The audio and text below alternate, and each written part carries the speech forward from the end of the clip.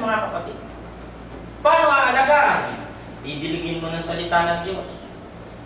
Pasasawayin mo ng salita ng Diyos kasi ito lang sasaway. Hindi ako. Tao rin ako, nagkakamali ako. Ano? Ito sasaway yung mga salitang pinag-aralan natin. Ano ho? Kaya napakahalaga, napakainin, yang buto ng mustasa na sinasabi na yan, yung Word of God, pakainin ng salita ng Diyos. Pagkain ng ating mga kaluluwa itong salita ng Diyos na ito. Bukod pa doon sa totoong tinapay. Ano ho? Spiritual food yan, yung salita ng Diyos, Matthew chapter 4. Ano po? Hindi lamang sa tinapay nabubuhay ang tao, ibig sabihin, hindi sa physical na bread. Kundi doon sa bawat salitang lumalabas, ano yun, Word of God, sa bibig ng Diyos. Kaya pag hindi ka nakasimba, mapapansin mo, 1 linggo, 2 linggo, parang ka nang lalatap. Parang may kulang. Parang hindi ako mapakali. Yan.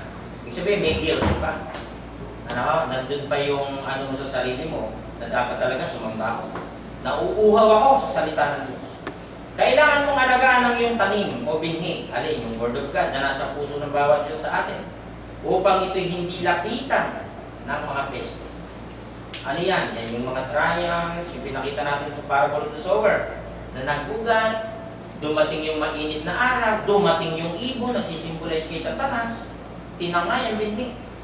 Ayaw ko na. Kasi dahil sa salita ng Diyos na yan, hindi ko magawa yung gusto kong gawin eh. Pigil ng pigil yan, Word of God yun na yun eh. Sabi ng iba, hindi ko magawa yung gusto kong gawin. Eh, pagka ganun, ng mga pangangatwiran, eh ayaw pa siya ako sa Diyos. Gusto siya masusunod. Ito ang larawan ng kaharian, isang munting binhi, yung Word of God, na lumalaki hanggang maging puno, sabihin, paglipas ng panahon, nagmamature na siya. Itinuturo ng Panginoong Yesus na kung pakikinggan ninyo itong mabutit espiritual na unawain ito, malawak ang kahulugan ng butil ng buto ng mustasa. Diba ang sabi niya, ang may pakinig ay makinig. Ibig sabihin, yung napakinggan nyo, unawain nyo. Nakita niya, yung mga disciples, anak si Maro. Narinig tayo, pero di ang gets. Ayun, kaya privately, halika. Sabi ko sa mga alaga, Panginoon, sabihin mo nga, baka hulugan yung sinasabi mo kanina. Matyaga din itong mga to, kahit hindi naiintindihan, iba, narinig, kaya mo siya kung nagsasabi niya, makalasing yan. Ganun eh. Ito hindi. Kinulit pa nila, Panginoon, ano po sinasabi mo kanina mga start hindi ko gets?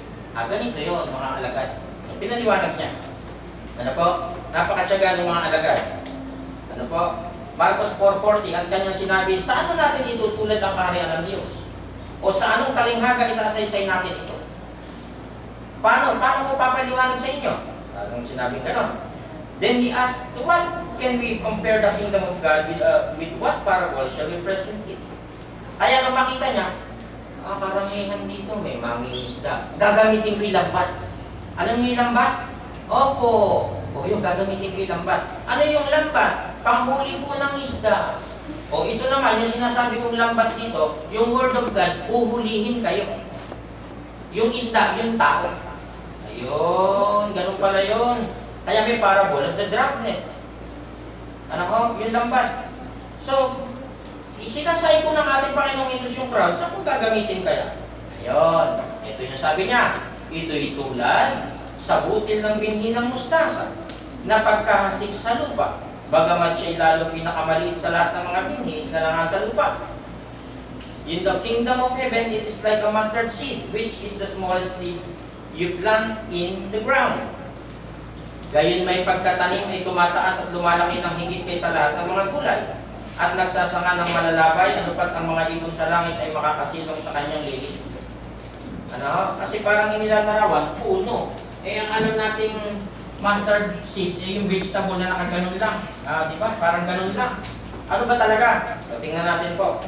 Yet when planted, it grows and becomes the largest of all garden plants with such big branches that the birds of the air can perch in its shades. Pinapakita lang dyan na sa pamamagitan ng ibanghelyo na lumago, lumago yung ibanghelyo, like a mustard seed, yung iba, magtitiwala na ron, kakanlong na doon. Yung iba, sasampalataya na doon, magtsatsaga na ron, magtitiis na ron, mauugat na doon. At sa pamamagitan ng gayong maraming talinghaga, sinaysen niya sa kanila ang salita ayon sa makakaya ng kanilang pakinig. With many similar parables, Jesus spoke the word to them as much as they could understand. Ayun o, yung salita o. Similar parables.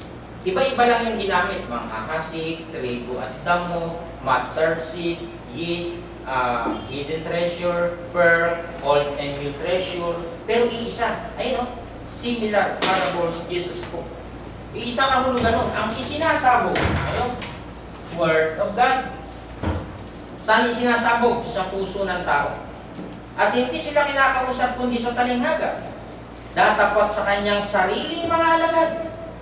Diba? Ito yung sinasabi ko kanina. Hindi namin gets, Panginoon. Ayan o.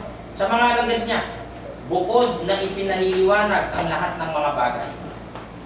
Bakit? Para makita nila ang ibig sabihin ng talinghaga. He did not say anything to them without using a parable. Bakit nga ginamitan ng parable?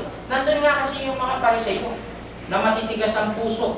Yung mga Saduceo na nag-i-interpret ng law of Moses. Nandun eh. Kaya kailangan gamitin sa matalinghagang paraan. Para pag narinig nila, hindi nila maintindihan. Nakikita nila, hindi nila mag-gets. But when he was alone with his own disciples, he explained everything. Nang inihasik ang kaharian ng langit, Word of God, ito'y inihasik sa mundo bilang isang munting butil ng mustasa na inihalimbawa ni Jesus. Ito yung planet Earth.